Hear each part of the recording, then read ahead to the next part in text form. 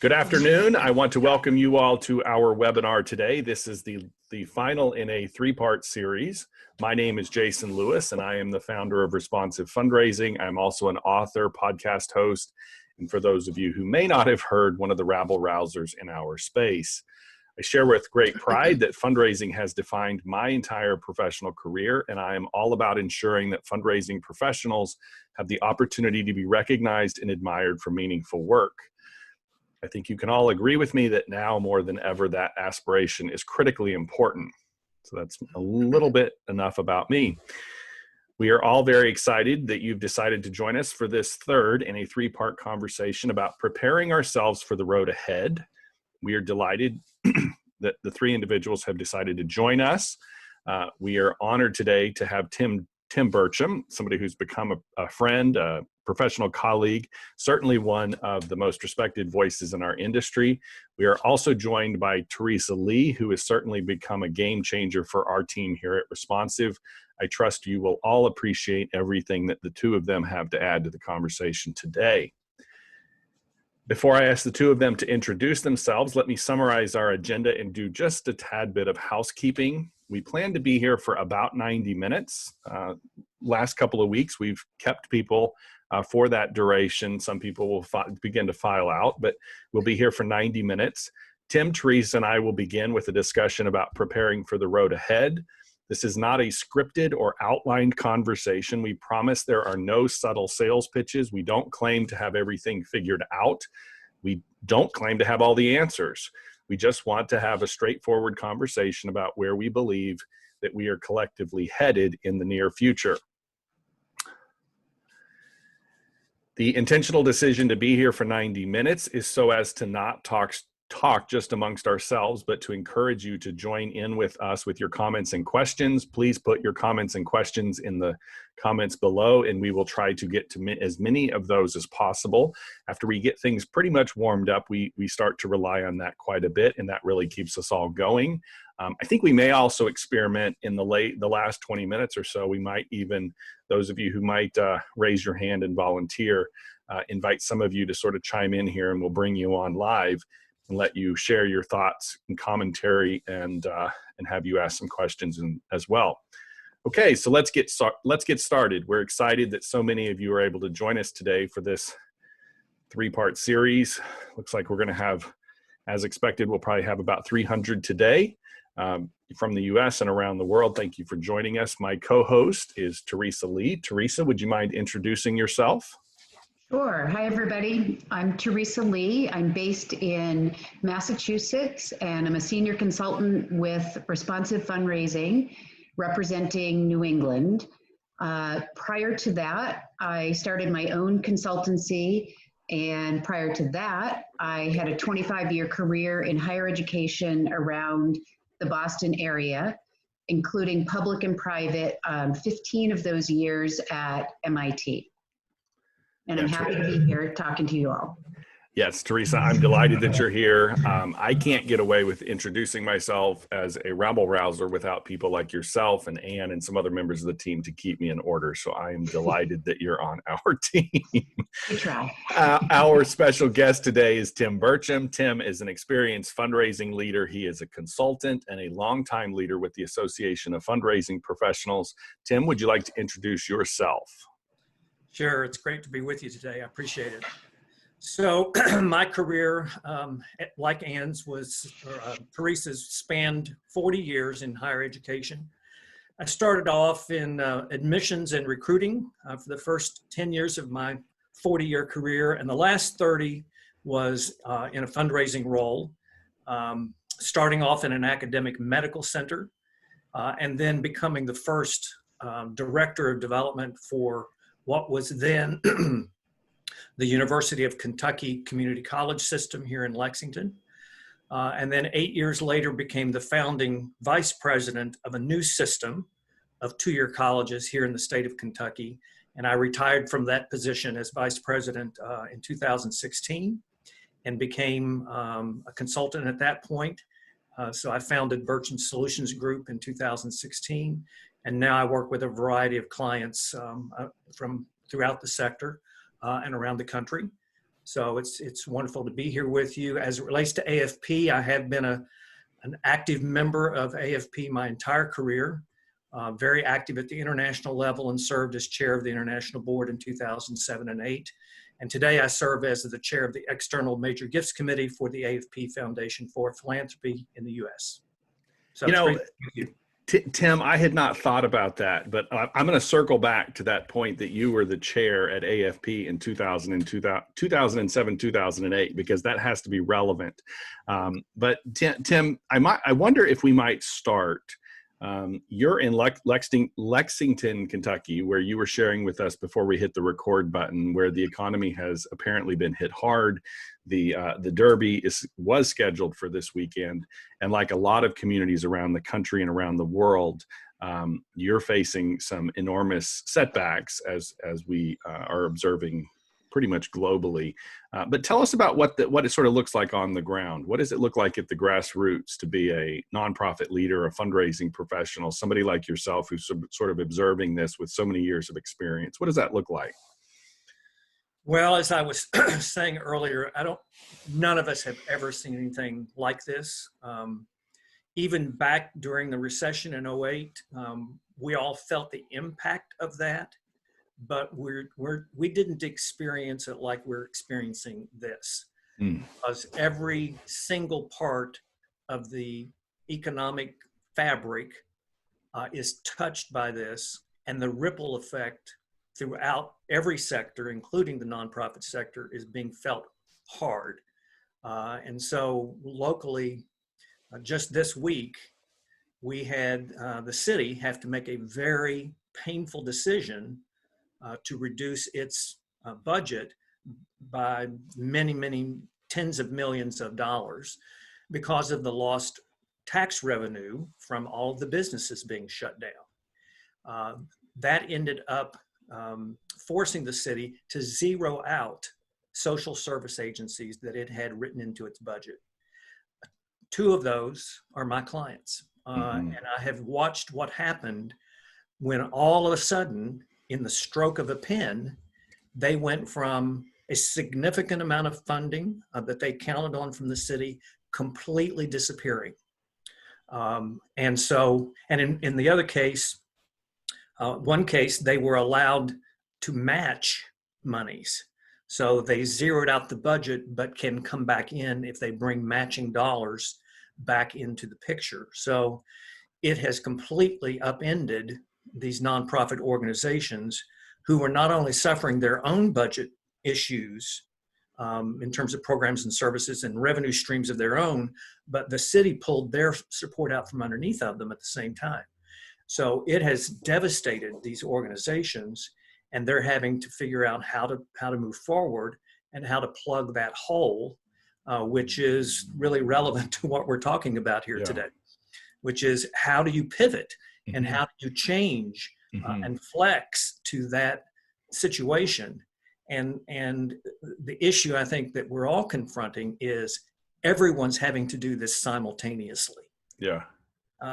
We've never been in a situation where everyone, including our donors and volunteers, they're pivoting because their revenue streams, their income, their livelihoods have been affected by this. So it's just, we're in uncharted territory here. Yeah. And I don't think any of us really know how this is going to unfold and how we're going to respond, but I certainly have some thoughts about it as it relates to how to deal with change. Well, let's finish up your introduction because I really want to pull some more out of you. And then, Teresa, I'm going to let you keep Tim really going here. But I want to understand what it was like to be the chair of the largest association of fundraising professionals on the globe in 2007, 2008, which was, for most of us, the most difficult sort of challenge that a lot of us have experienced in our career. And here you were the chair of that organization. So what were some of there had to have been some moments where you were gritting your teeth, shifting in your seat, wondering, what do I say? There were a lot of people that were looking to that board for some direction and some encouragement. What do you recall from that experience? Certainly not making the suggestion that these are one and the same, but what was that like? Well, I do remember that one of the big issues for us at that point was to reassure people Yeah.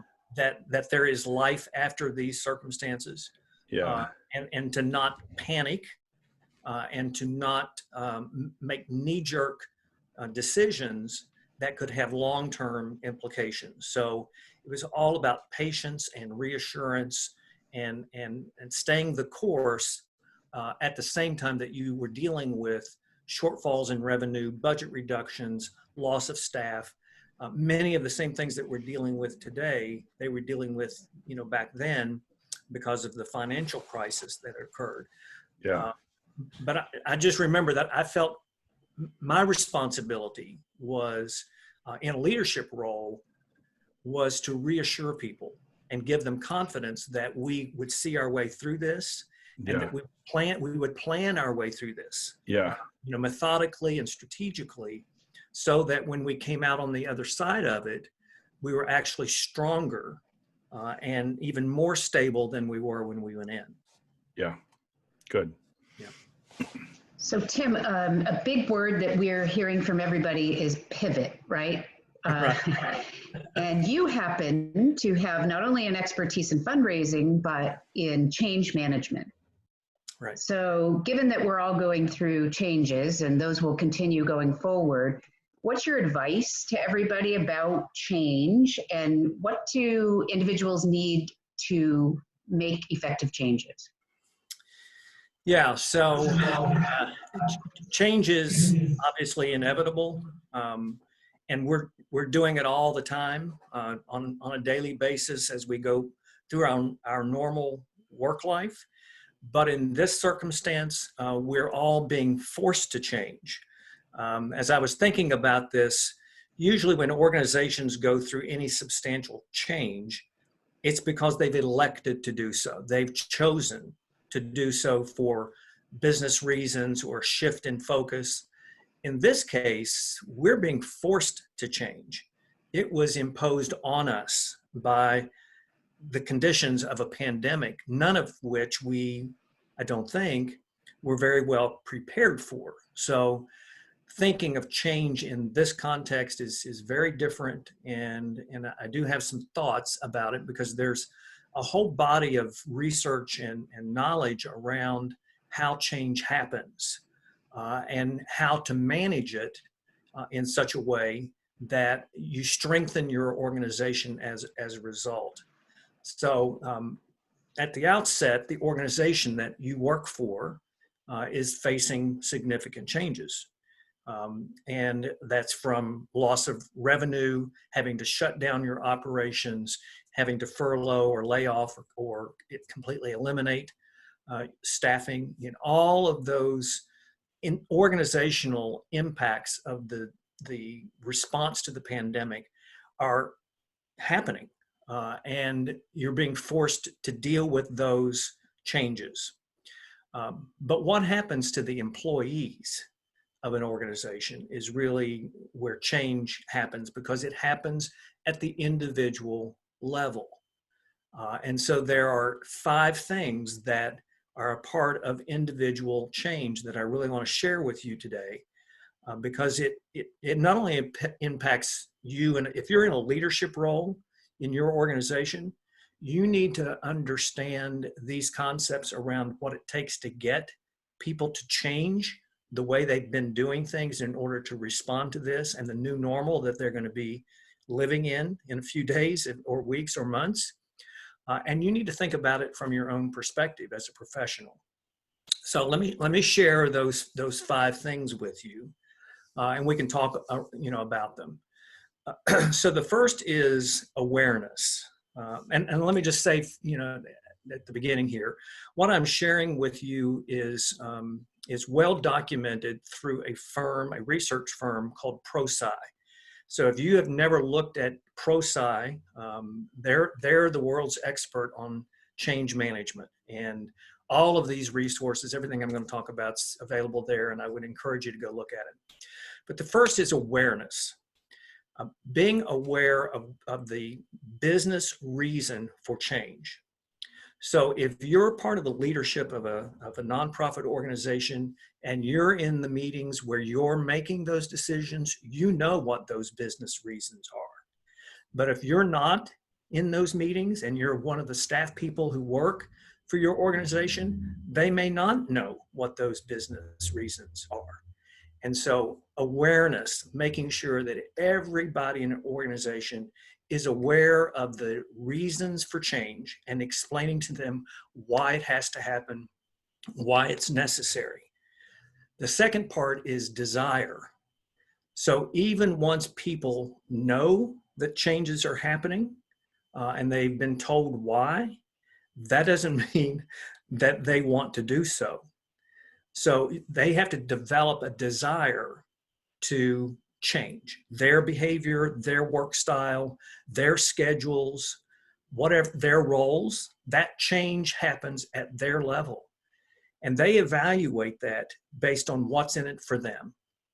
So they're looking at it from their perspective. How does this impact me? In me doing what I do every day for this organization, what does the decision about the changes that are being made, what does that mean to me? So being able to help people see that and understand the impact on them and actually be part of a conversation about that impact on them will develop the desire in them to implement the change that needs to be made. The next is knowledge. So knowing what to change. So simply saying we're changing this does not mean the people tasked with it know what to change. So being very clear about what is the scope of what we're talking about here. Is this something that's easy to change and very quick? We can pivot quickly, or this is a seriously radical transformation of who we are, what we do, where we do it.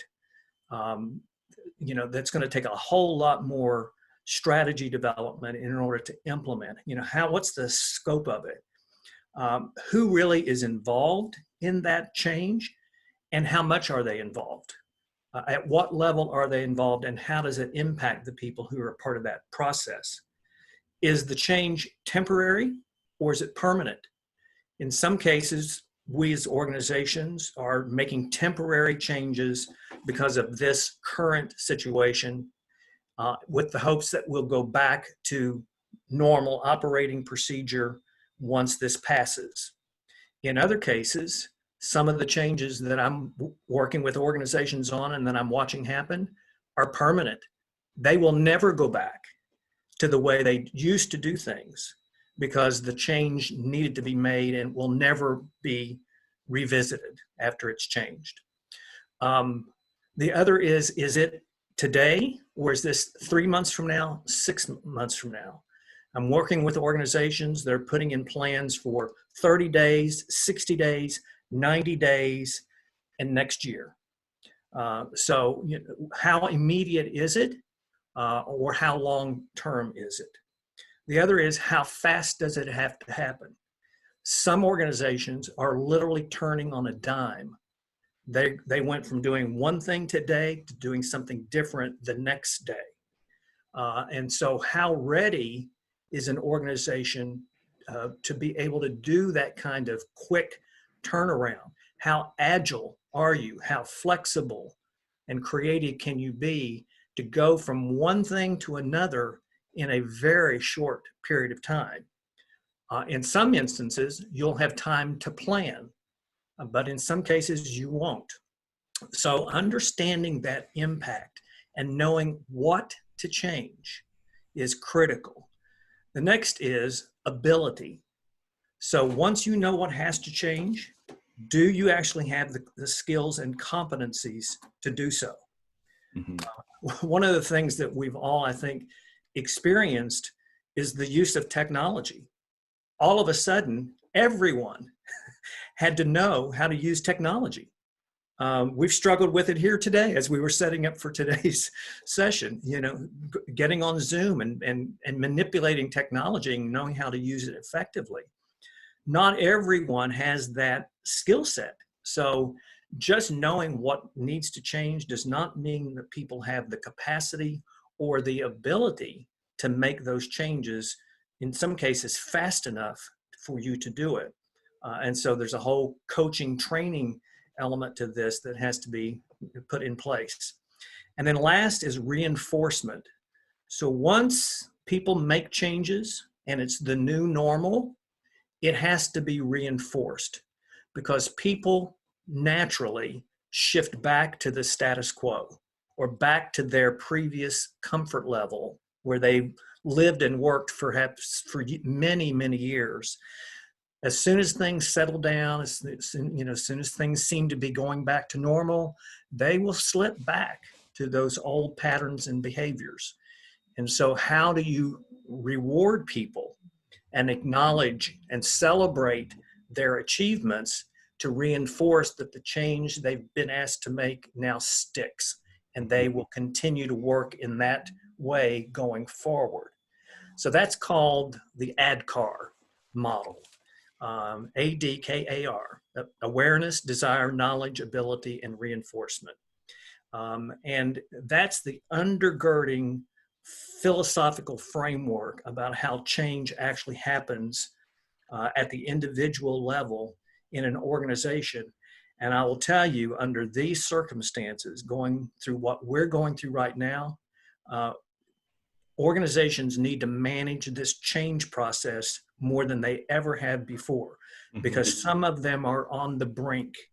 If they mishandle these changes, it could mean their demise as organizations, because they're tinkering on the edge of demise, depending on the impact on their revenue streams and on their ability to perform their mission. So managing change right now is more important than it's ever been. So I'll stop. Tim, catch your breath, because our team, and Teresa knows this, our team is going through this right now, our consulting team. So we, 3 months ago, started working really heavily, and Anne, who no one can see, but she's on here with us as well, knows very well that we had every intention of launching a fall seminar series that essentially has required us to go through this same 5-step process that you just talked about. But me being completely confessional, I can whip through this list like a crazy man and drive people bonkers. And I have to imagine that it's the CEOs, it's the boss, it's the people in leadership that oftentimes can move so quickly through this process that we very impatiently forget that some people are in other different some of us are capable of sort of pivoting on a dime at the ability level, for example, but somebody else just, they haven't even caught up with an awareness or a desire to even make that pivot. So I have to imagine that the patience that a CEO or an executive or anybody in leadership has to demonstrate is to say that, hey, is all my team all at the same place in this 5-step process? Am I processing that correctly? You're absolutely right. Okay. So change starts at the top, at the executive level. That's where those executive decisions get made. But it's the executive actions that follow those decisions that determine how effectively the organization moves through whatever those change initiatives need to be. So communication, making sure that everyone understands what's happening, why it's happening, and what the likely impact is going to be on all of them, not just, at the top, but every person in the organization needs to understand what's in it for them, and also look at it from a learning and a growth perspective. One of the things that Teresa and I talked about is this model. I'm going to show this on the screen just real quickly. You've probably all seen this. It's going from the comfort zone into the fear zone, into the learning zone, into the growth zone. So a lot of people, we need to be sensitive to the fact that a lot of our colleagues are living in the fear zone right now, depending on their perspective about pandemic issues, health and safety issues. They're living in fear of their livelihoods and their families, and their children are not in school. So the mental and emotional stress that individuals are in right now is serious. And so if you've got furloughed employees who've been sitting at home trying to take care of their families, trying to stay safe, they're called back to work. The executives have been, sitting in these meetings making all these decisions, and now furloughed workers come back through the door. Are they fully prepared to step back into a work setting coming from fear of perhaps even being there? How do we move them? How do we get them to not be fearful and to move to a learning, out of fear and into learning, where now they see opportunity to learn new skills, to think about the work that they've been doing, and being equipped to make the changes that they're being asked to make with training, coaching, mentoring, and support systems around them in case they're struggling. I'm working with organizations where they're putting in employee counseling as one of their core responses to this, so that when employees come back to work and they struggle for whatever reason, they've got someone they can talk to and kind of process that out. And of course, what we want to try to get to is growth. Yeah. That's where we need to try to get everyone to go, get past the fear, get past the learning opportunity to actually grow, both as individual professionals, and then to kind of reimagine and grow the organization in this new world that has been created. And there are plenty of opportunities to do that if we're willing and open to change. And some of that change will be radical, and it will not be easy, but it can be managed. And if you do that right, you come out on the other side of this, perhaps a very different looking organization, but a much stronger one as a result.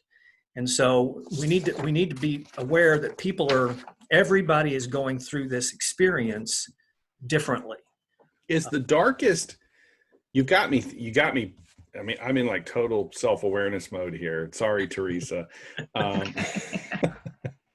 Is the darkest, and I don't have quote unquote employees, but is the darkest side of being furloughed the realization that those executives who don't get furloughed get to go through this process and everybody else sort of just remains? And then when you bring them back, you've now gone through this, possibly you're already at sort of the ready to ability and reinforce, but these people are still stuck they haven't even, they're not even aware of the change that you've just spent the time while you were still on the payroll, working your way through. And so when you call them all back, I mean, I could totally see, and I could put some words, some characterizations to these people. I could totally see the arrogant boss who furloughs his or her employees, goes through this process with their management team, calls those employees back as if to naively assuming all those employees are already at the ability and reinforcement zone. Shoot, man, you've got to start at awareness for those people. That's right. And Right. that's where so many organizations make mistakes as change is happening. They make assumptions about where each individual person is, or don't even consider it at all. They just don't consider where all the individuals are. And so they then are surprised when they tried to institute something and it didn't happen the way they wanted it to or expected it to. And it's because they didn't fully comprehend and take into account that every individual person in an organization who's doing their respective part of a process that's impacted by that change has to be on board. And if they're not, then they become resistors. And that can be, overt or covert. They may not even be doing it purposely. They don't know what they're supposed to be changing, or that if they do, they're not skilled. They don't have the skill set, or they weren't given the tools to make the changes that they're being asked to make. And so, yeah, my concern is that a lot of people are going to be coming back to work under these conditions, where a small group of people have been sitting in meetings like this, over Zoom. Frankly, as a consultant, I'm working with these leadership teams. This is some of what I'm doing. I'm working with leadership teams on laying out plans for how they're going to reopen, how they're going to reinstitute their fundraising programs, how they're going to look and communicate with their donors and their constituents going forward. But the employees that are not part of those conversations don't know any of that. And so how do you communicate that? How do you understand where people are coming in back to work, maybe in a fearful state of mind, versus coming in all enthusiastic and ready to go? You just have to take each individual and understand that it's the impact on them that affects change. Tim, I have a couple of questions. One is, so you talked about management going through this process, and probably in great detail, because that's a responsibility. Right. But isn't it incumbent upon them to take their organization, whether they're furloughed or not, let's say they're not furloughed, through the same process and give them time to walk through those phases and experience it as the manager does? And then the second part of that is, what if you have a manager who's not particularly skilled at taking people through processes, or understands change in understands what they just went through as the senior management? Yeah. Well, what the ProSize research shows is that middle managers are the roadblocks to change. That executives make decisions, the local, the employees on the front line will come along, but it's the middle managers who become the key decision point as to how well that process happens, because they're the ones directly in line, in supervisory lines to those employees. So that middle manager, department head, program director, whatever that title might be, director of development. If the director of development of a nonprofit organization has not been taken through the same 5 steps that we just talked about, and they're on board, it will not translate down below them to the employees that they supervise, because how they communicate their perception of the change, their attitude about the organization's decision to change, all of that comes to light when they're forced with implementing a decision made above them. And they may have even participated in some of that decision-making process, but that doesn't mean they've got the desire. They are aware it's changing. That doesn't mean they desire to do it. And so helping them understand the impact on them as middle managers and the benefits to them of making the change. Again, it's a business decision to improve, to stabilize, to survive, whatever those decisions that organizations are being forced to make now. The middle manager responsible for the implementation really needs to be on board with that and understand the benefits of making those changes that stabilizes the organization, helps it grow or change in a way that is necessary, and then help the employees that they supervise go through the changes at their level. So yeah, it's all the way from the CEO, ED, all the way down, frankly, to the janitor. Everybody, everyone that's in your building needs to be aware of what's changing, because everyone will be impacted by it somehow. Yeah, so flip that around. I happen to know there are two people on this call who've told me their personal stories of Okay. they've made the changes, or they found creative ways for their organization to pivot and succeed in fundraising at this moment.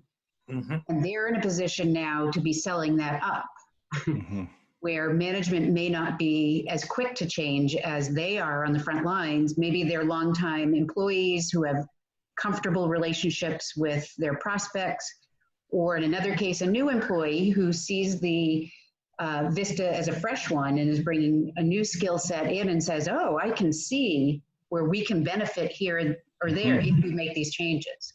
Mm-hmm. Those are two real examples of people listening to you right now, just so you know. Yeah. Well, it's fantastic that they are approaching this with that attitude and that level of enthusiasm and creativity.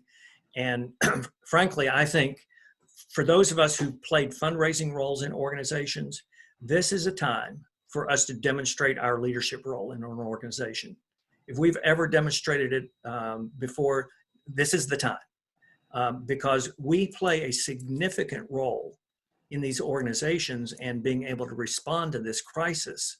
And if we come with a creative solution, we should step forward and let it be known. Now, what you're talking about, Teresa, is impacting culture, frankly. You know, again, the culture of an organization comes into play here.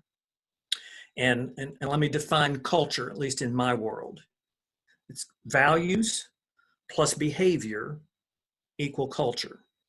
So what people care about, what's on their agenda, what they think are priorities, will be exhibited in the way they behave in their role. And that equals culture. So if you're embedded in an organization, you don't see this change methodology happening at the top with executive level decision making and communication. You're on the bottom of that hierarchy and you're trying to push it up. You're pushing against culture. So just be aware that you may not be able to affect that change as dramatically as you wish, but don't be afraid to try. This is where leadership comes into play, and step forward, you know, with a creative solution, you know, with something that is a little bit out of the box. It will push up against status quo. Mm-hmm. It will, and that's when resistance to change happens, is when people are being asked to step out of their status quo way of doing things. And in this case, under these conditions, status quo, I think, is pretty much gone.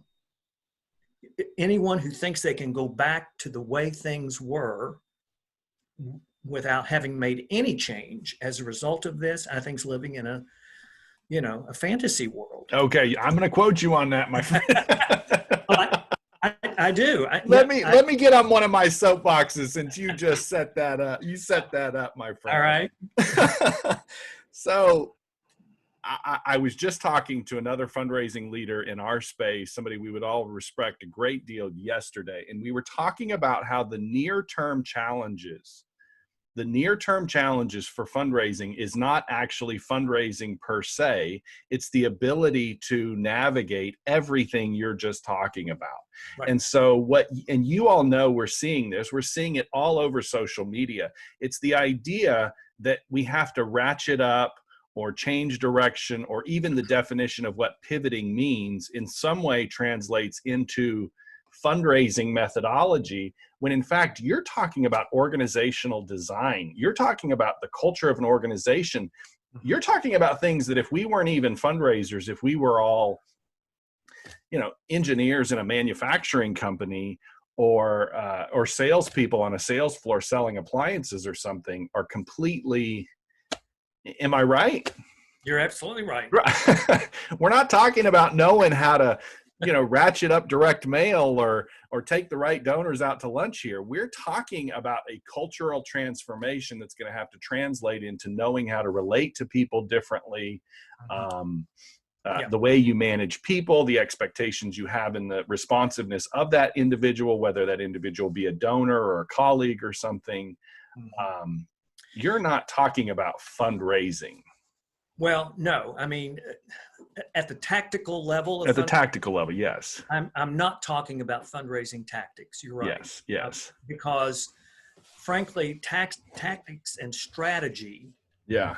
follow design.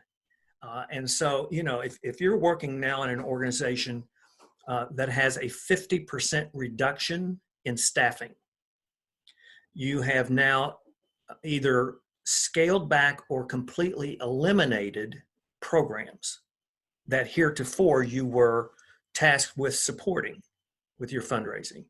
You're employing technology in a way you have never used before. And now you've got a whole new set of tool sets.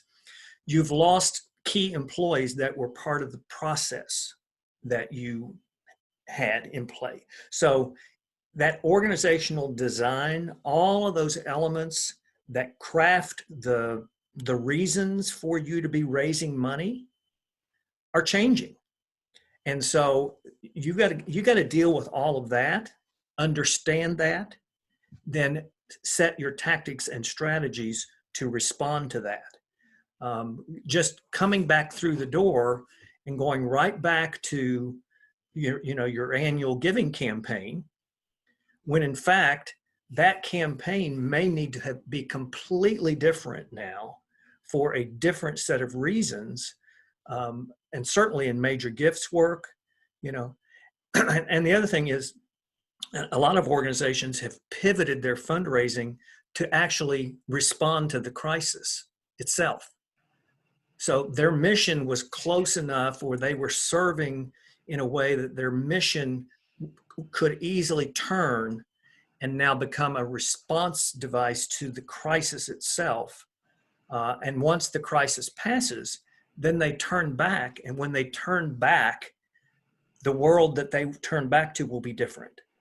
And so understanding kind of the organizational dynamics and all the decisions that are being made at all these various levels impacts what the fundraising team needs to be focused on and how and when they do it.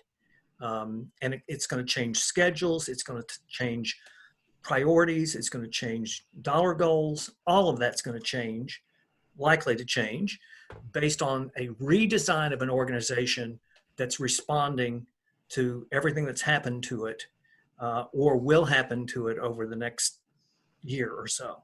Yeah, I'm reminded of the conversation. So last week we were talking about with Kathy, it was more tactical in that we were saying that fundraisers needed to be comfortable picking up the telephone and engaging their major donors. But what I really appreciate about this conversation, especially as we're wrapping up this series, is just how, because everything that we're trying to do, and certainly what you're doing here today with us, Tim, is as fundraising professionals begin to think more critically about what it is we do, and as we become more sort of understanding of who we are as professionals, I think we're also going to see the value of a more interdisciplinary sort of understanding of how things work. And then that brings us right back to what you're talking about in terms of change management. Change management crosses all disciplines. And for the most part, you're going to take the same approach, whether we were talking about fundraising or manufacturing or selling widgets on the internet. Change management is going to be, that's essentially where anyway, we're arriving in very much the place we probably needed to, and I could not have thought that this could be more providential. So thank you, my friend. Well, here's the thing: you're either managing change or it's managing you. Yeah, right. And in these circumstances, the changes are inevitable. Yeah. So it's managing us unless we take a proactive yeah approach to manage our way through it deliberately and strategically. Mm-hmm. And so for me, it's a fantastic opportunity. I'm working with an organization right now who is reinventing itself. It sees this as the opportunity to reinvent. Because frankly, some of our organizations, maybe we're doing things that were, tradition, maybe needed to change anyway. Yeah. So now we've been kind of forced to look at ourselves, kind of reevaluate our mission, our priorities, our goals, and reinvent ourselves. That's a fantastic opportunity if you embrace that experience, because it pulls out of you creativity and innovation that maybe you would never have tapped into. And so I think, again, those of us who are in fundraising roles need to embrace that opportunity to come to the table with creative solutions, doing things differently, trying new things, not just walking away from everything, but in instances where what we did before cannot come back the way it was, what do we do in place of it? And so getting to that growth zone, learn what you can from this experience and then grow from it. And I think as a professional, any of us who've ever worked our way through crisis in an organization, whether that was localized to our specific organization or in this case, a worldwide crisis always forges growth, and so we need to embrace that and look forward to the opportunity to participate in creative solutions for our organizations. And think also about your boards and your volunteers. They're now being tasked in new ways that they've never been tasked before. They're being called together to make decisions because EDs and CEOs report to boards. Those boards are going through this same experience. They're having to change their mindsets, their thinking about how they support the organization. And so don't forget that your board members and your key volunteers have to go through this same change process. They need to be made aware of what has to change because the ED and the executive team is going to need to tell them, here's what we've got to change in order to respond to a 50% reduction. They're going to turn to the executive for a plan for that. And so every level, board members, volunteers, executive team, middle managers, frontline employees, and all the support systems around them. And then think about all your external partners. They're all going through the same thing. At whatever business they're in, your vendor partners and everyone that you do business with outside your organization is going through this.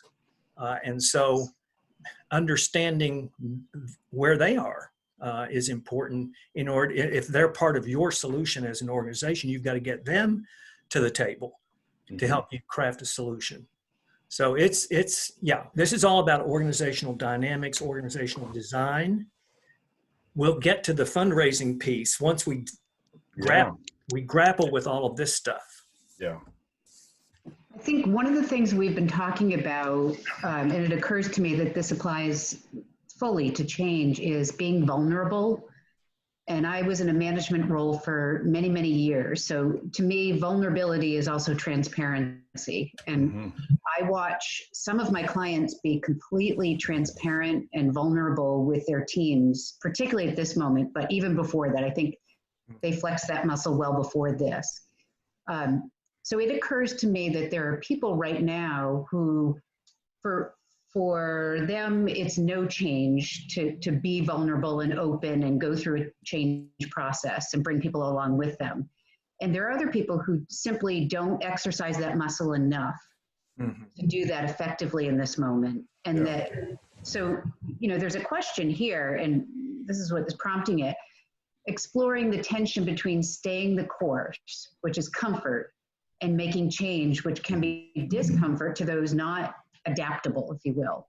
So somebody's asked you to explore that tension point. Yeah. Well, it's inevitable. There's a saying by Peter Senge, if you're familiar with him, Mm-hmm. the author of the fifth discipline. He says that people don't change, they resist being changed. Well, yeah, people naturally resist change. Most people are comfortable with the status quo. And so, when they're being asked to change, or in this case, forced to change, it can create great tension and stress on organizations and the people involved. Now, to your point, Teresa, some people take to these change opportunities very quickly and very enthusiastically, and some do not. And they're not comfortable being placed in perhaps a leadership role to affect change. And that's why there's, as part of that knowledge and ability piece of ADKAR, how do you coach and train? How do you help them? If it doesn't come naturally, how do you help someone through that? Now, the research is also pretty clear about this, that there are times in instances like this where people's knowledge and ability never arrive. And organizations then have to make the tough decision to work around or move them out. And so that's part of that resistance management approach to change management, because sometimes resistance is only because they need more coaching and training to help them. In some cases, it's that their attitudes and behaviors are such that they will never come along. And that's one of the unfortunate pieces of change management, is sometimes there are casualties along the way. Yeah. So I'm going to ask you to look into the future, into your crystal ball, and prognosticate on this. But what changes do you think will stick? And what things of those changes will be good for all of us, and perhaps not so good for all of us? Well, I think the use of technology is going to stick. I don't think that we're ever going to go back to a world where technology is not now a piece of our or a tool in the toolbox. It's now part of the new normal. And in some cases, it could be required of us for some period of time. So we've all had to learn how to use technology. So I don't see that ever going away. I think using technology in some aspect, if you were not using it before, you're definitely going to be using it going forward, and that's probably going to be a permanent situation. The question is, how do you use it? In what elements of your organizational life and in your fundraising program, how do you use that technology? But I don't think any of us are going back to a world where that's not a piece of the puzzle. So, and what was the second part of that question? What things will be good for us, and what things won't be so good for us in the things that we'll be living with in the future, I guess? I don't know that I have an answer to that, to be honest with you. We're going to learn a lot. We are learning a lot about who our organizations are, who we are as parts of organizations, roles that we play, and what we're going to look like coming out on the other side of this. We can maybe begin to see.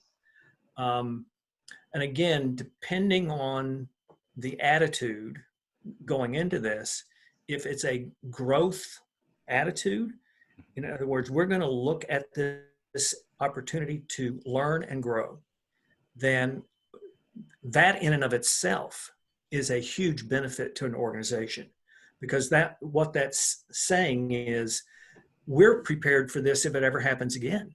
Mm-hmm.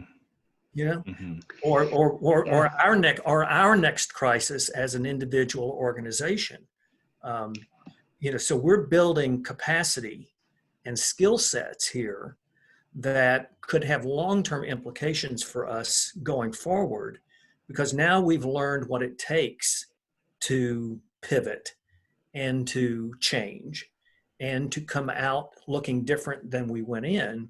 And this may not be the last time we have to do that. We may have to do that repeatedly over the lifespan of an organization. I know in my own professional career, I've had to do that multiple times.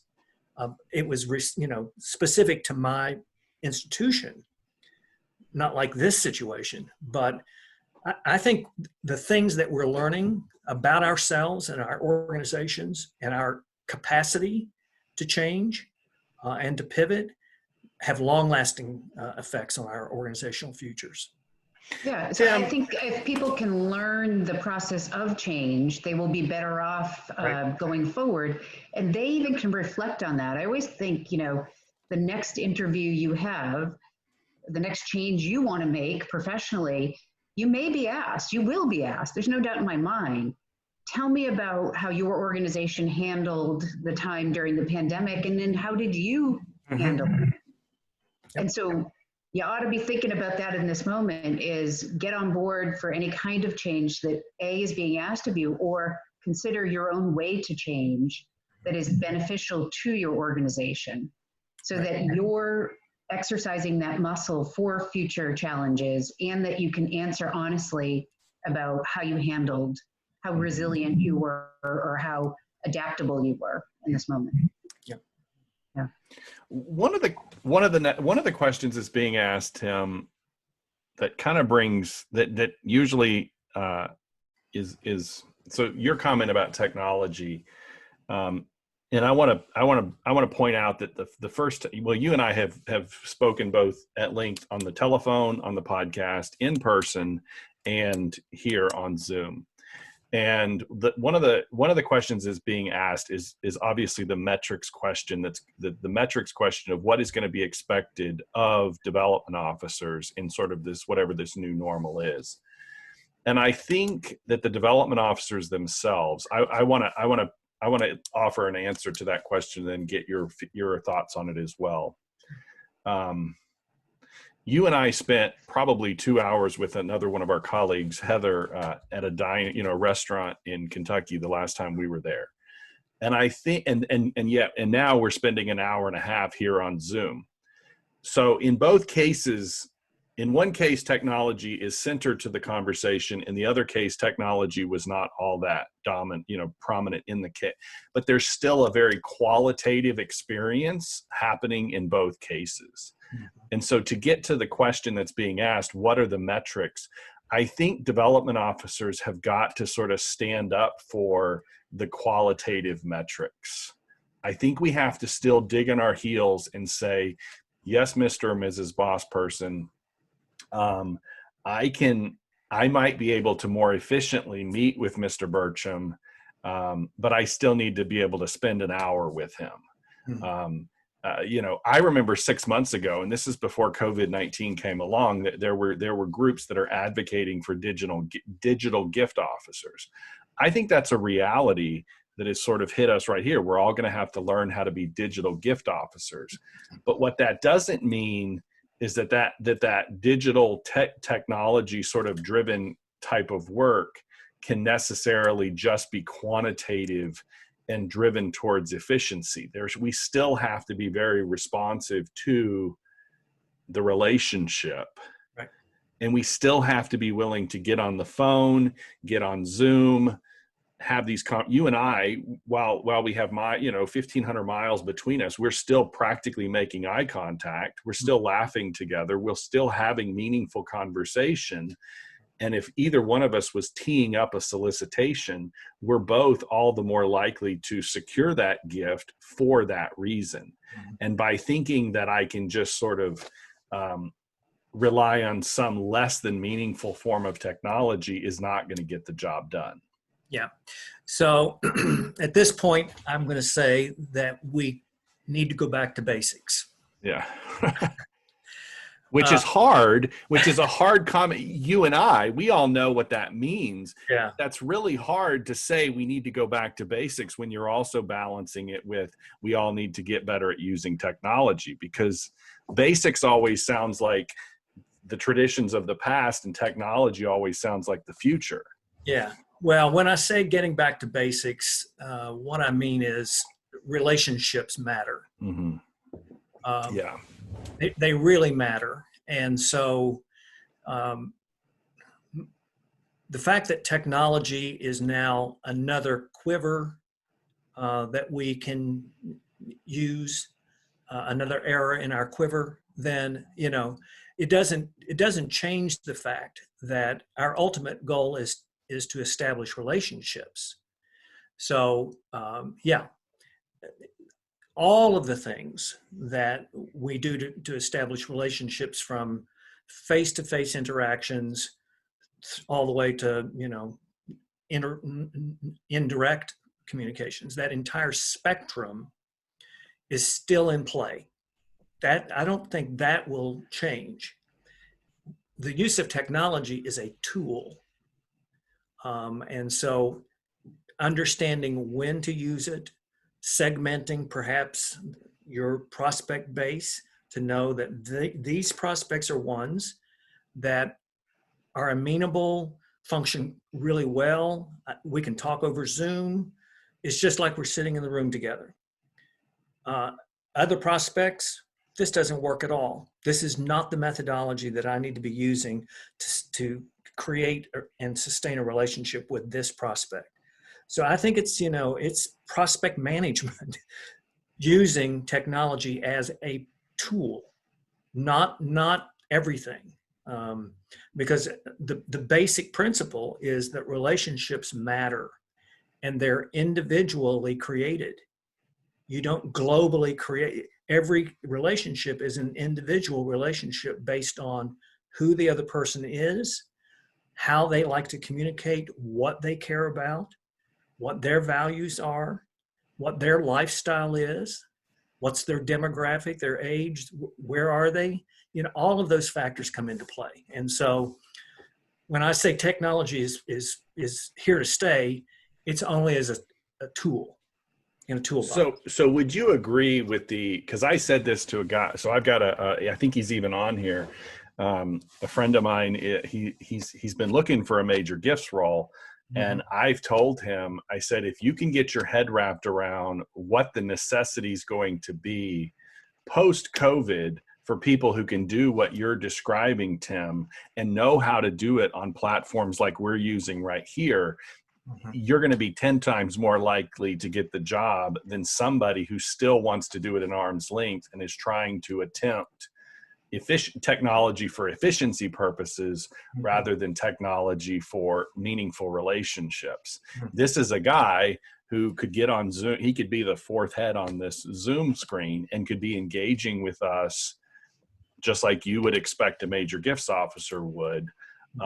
I think that's a very talented person. And I tend to think that that person's going to be in extraordinarily high demand. And all they're doing is transferring the skill that they learned at the lunch table, like the lunch table you and I shared together in Kentucky, in Lexington, to the Zoom call. Yeah. Well, again, skill sets. So you use this opportunity as a professional. Make a commitment to yourself. Yeah. That you're going to learn something new, and that you're going to expand your skill set and you're going to add to your toolbox, because it's likely going to be necessary going forward.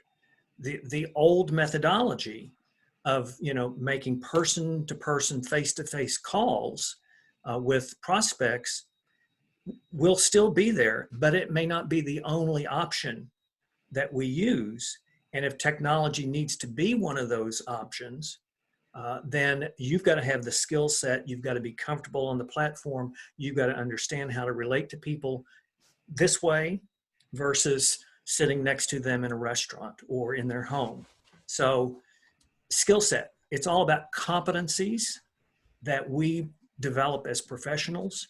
And that's a personal commitment and investment to embrace the opportunity to learn something new. And can you speak to Okay, so let's say that we've got the boss, because I can see this playing out for any number of the people that I know on here. So let's say we've got the boss that says, okay, that's really cool that you can now meet with that major donor on Zoom.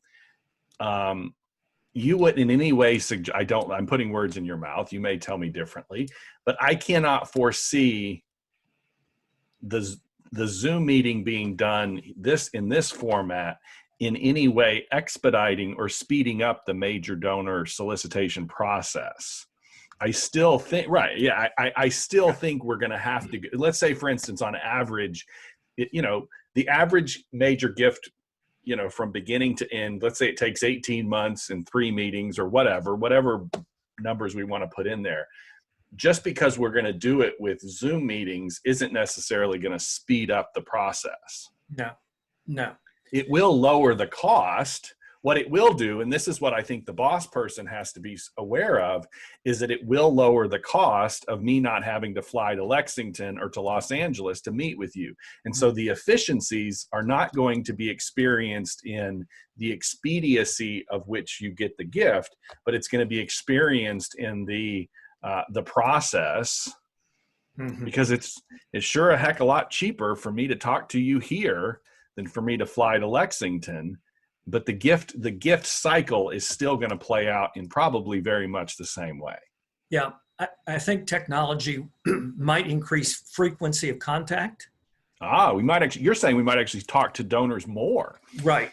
It may actually enhance the frequency. That's good. Right.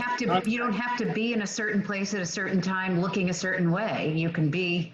Well, yeah, if in fact it's, a typical introductory meeting, midpoint, cultivation meeting, final solicitation meeting. Okay, let's just establish it as the 3 benchmarks. Right. There's communication that goes on in between each of those benchmarks, and that's emails, that's phone calls, and it could be a Zoom call now. Yes, sir. And it could increase the frequency of face-to-face time with someone without being physically in the same location with them. If I were advising a client around this, I would keep those 3 pillars in place. Yes, sir. And fill in the middle with more frequent contact using technology, as an example. It's just another tool.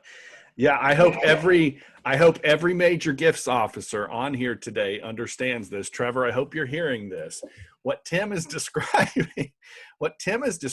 is the benchmarks in that 18-month, we're just going to call it 18-month. We've all got different numbers. But in that 18-month process, your ability to have 15-minute check-in calls along the way, and to be able to look this person in the face, like you and I are, look each other in the eye and have a 15-minute conversation and possibly pick up on all sorts of new details that we couldn't do otherwise because we couldn't afford a plane ticket to Lexington, is now going to become all the more valuable and probably increase all the more likelihood of closing that gift. Right. If you have a prospect who's amenable to this form of communication, use it. Yes, sir. Instead of sending them a birthday card, Zoom them in. Yes. And wish them a happy birthday. Right. I'm going to add to that. And it's not my thought. It's from Catherine Basney. And she says, I think the use of the Zoom for major gift fundraising will actually enhance the process. We can get faculty, deans, and students involved. Right. And have been doing so in a great way lately, a better experience for the individual. So not one-to-one, but we can add other voices in without having to get them a plane ticket or disrupt their day in a major way. Yeah. Oh, that's brilliant. Right. You've got the college president. Right. You've got the college president who's we could have a college president in the corner here with us on this call right now. I'm the major gifts officer. Tim, you're you're the donor. We don't have to all get on a plane. We could have met 3 times. You've now engaged with numerous people. I think that, and this gets back to that question that was asked about metrics, I think we might actually be able to measure more qualitative metrics, knowing that a platform like Zoom is actually delivering on those qualitative I mean, shoot, Tim, if you and I got on here, we know this. I've been doing it with my students at college. I have them split up in groups of five students in each group. I've actually gotten to know some of those students more in the last 6 weeks than I did the first 6 weeks of the semester, because I was zoomed in, if you will, no kidding, zoomed in on these 5 particular students. I know them all by name. Yeah. And when I had all 30 of them in a classroom, you know, the first half of the semester, I couldn't name 2 of them. Right. Yeah. Well, They were wearing name tags for you on Zoom. Right. well, their names appear at the bottom of the screen. You know, so Yeah. And they don't know any better. And right. So there's actually a question for me about, which is surprising, but have you seen innovative digital communications from advancement teams to alumni and donors? We can all answer this. Via social media, email, and websites. If so, what are some of the highlights? I can tell you that I've participated with my own university in an alumni call with the president and some of the senior leaders. It was a Zoom call. You could appear on camera or not. They all appeared on camera. That would not have happened prior to this, other than they are trying to communicate with as many alumni as possible in as much of a personal way as possible. And you could physically see everybody on that call, which was interesting in and of itself.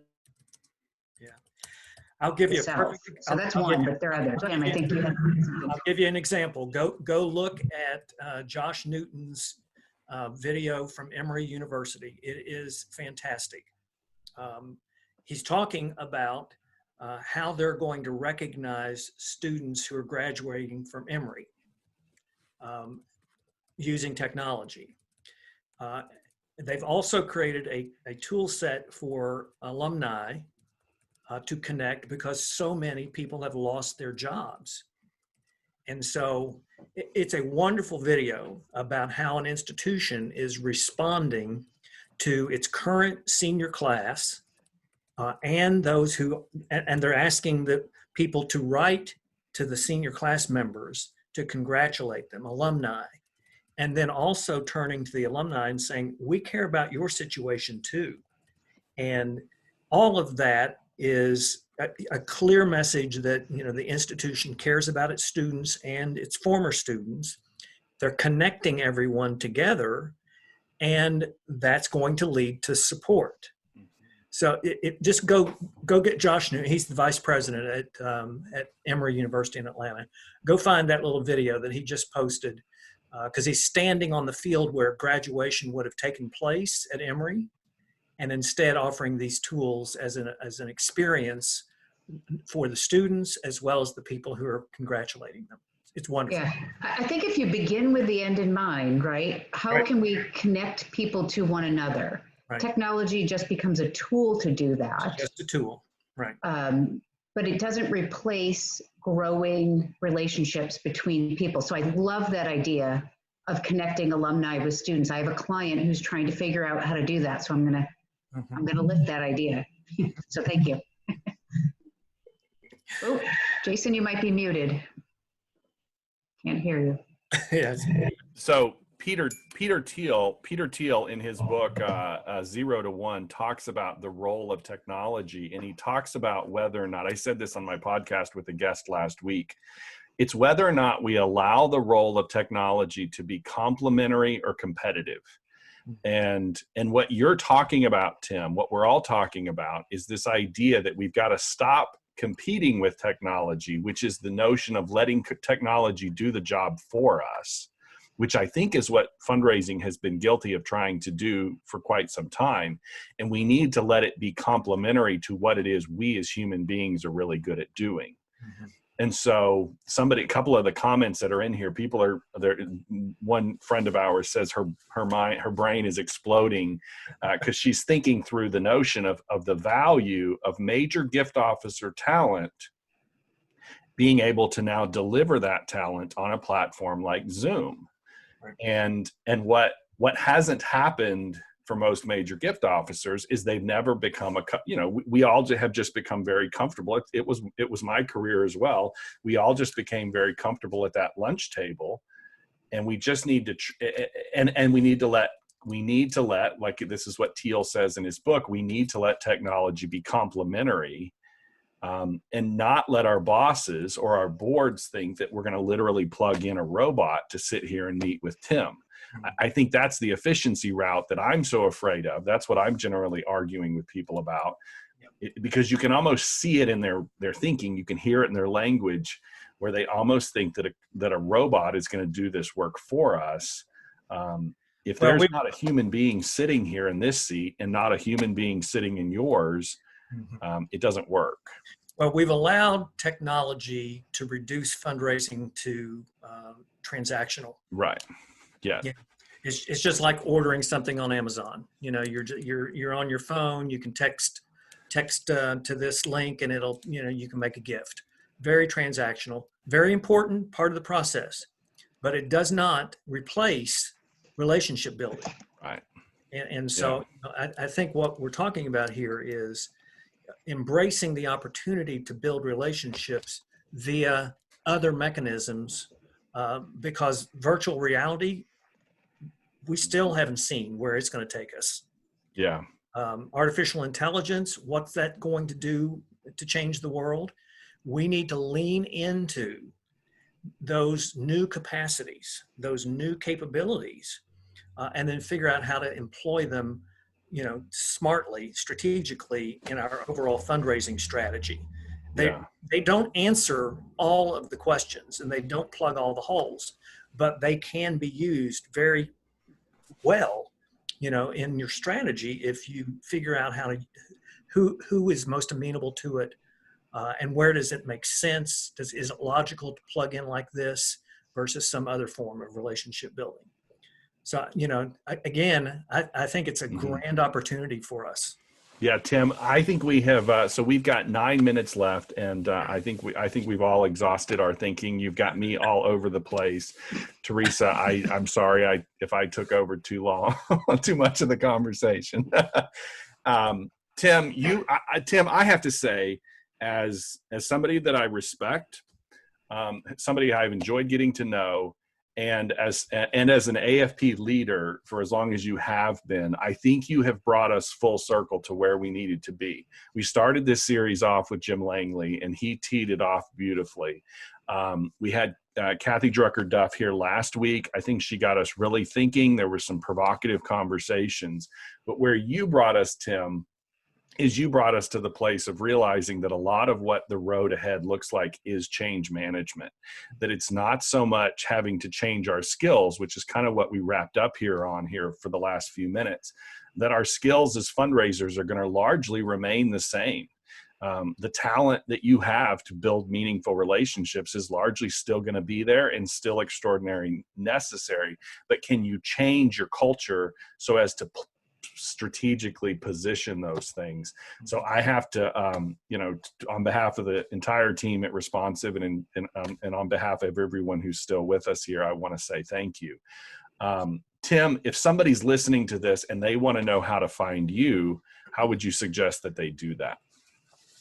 Well, they can go to my website, which is the burchamsolutionsgroup.com. And through that, you know, email me or text me. My phone number's on there. So if you want to send me a text, I'll be happy to answer to that. Tim, we're going to also, one of our guests also asked the question, if you could answer this really quickly, the name of the framework that you started with. It's called ADKAR. That's the 5 parts of change management. Right. Yeah. And I would really encourage you to go out and look at the materials from ProSci. Yes. PROSCI, ProSci. They are the world's expert on change, and they have a lot of resources available. They offer certification. I was certified as a change manager by ProSci back in 2011. And I will tell you, it changed me personally and it changed my career. So if you know you're going to be involved in change initiatives, take a look at it and invest in maybe getting that certification yourself. Yeah, that without a doubt, that's an extraordinary resource. It certainly brought us this series to a wonderful close. Thank you.